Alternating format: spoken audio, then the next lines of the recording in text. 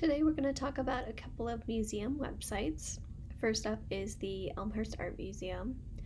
You'll see they have this central navigation bar right at the top here, along with some additional drop-down menus items. And while the color coding is nice, I would make note that some of these colors might be difficult to distinguish for those who are low vision or colorblind.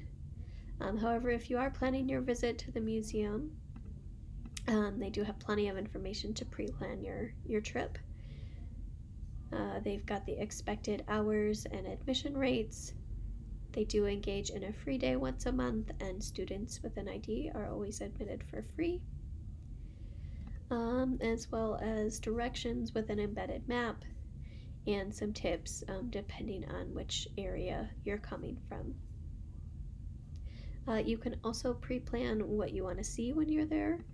They have the current listing of exhibits, which includes an exhibit at the McCormick House, and they always have a free exhibit in the Elmhurst Artists Guild Gallery.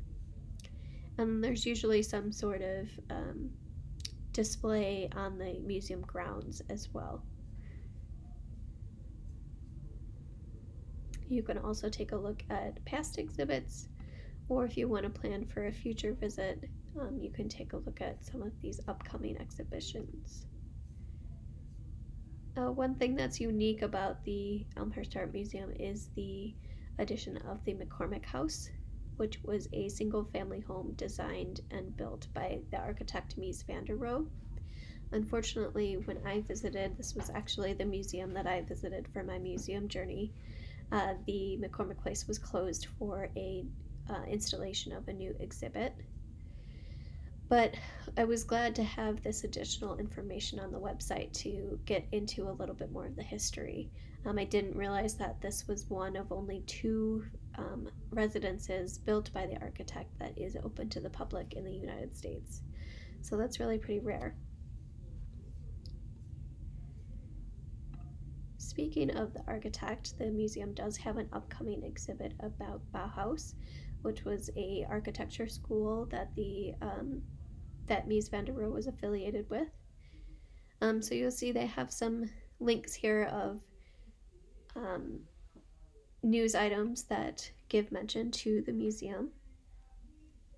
And this one will redirect you to this exhibit or this article that talks about that there was a slight delay in the exhibit opening due to some transportation issues. One thing I'll make note of, it did seem like it might be a little bit more user-friendly since this is going to an external site. If the link opened up in a different page, so that you don't have to navigate back to the museum's website if you were still wanting to acquire some additional information. Next up is the Lazadro Museum of Lapidary Art. This is actually right down the street from the Elmhurst Art Museum, so the only reason I know about it is from driving by. However, I have not been in the physical space yet. Again, you'll see they have the drop-down menu navigation bar along the top. The color coding of the green and gray text, again, matches well with their logo. However, it could prove difficult to read for those who are low vision or colorblind. They've got the museum mission front and center here, as well as the different types of items you'll find in their collection. And if you click, you'll get some additional text, or sometimes there's a video talking about that particular item in more detail.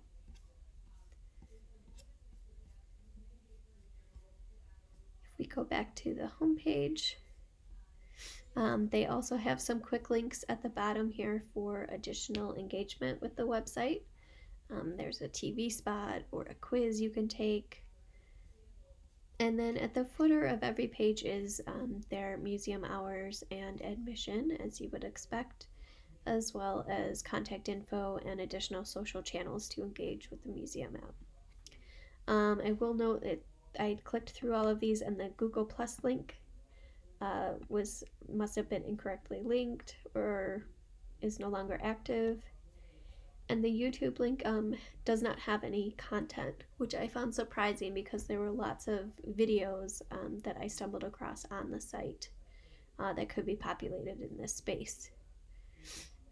For example, learning a little bit more about the history of the museum and its founder, Joseph Lazadro.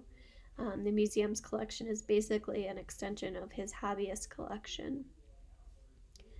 But if you stumble across these affiliations, you'll see that the museum has a nice introductory video that was actually made possible by the Institute of Museum and Library Services. And it's a pretty lengthy video, it's about 17 minutes, and it gives an update on all of the different types of items in the collection and how they got to where they are today. But again, if you didn't know that video was there, you might not stumble across it. So having stuff populated in that YouTube channel would really help.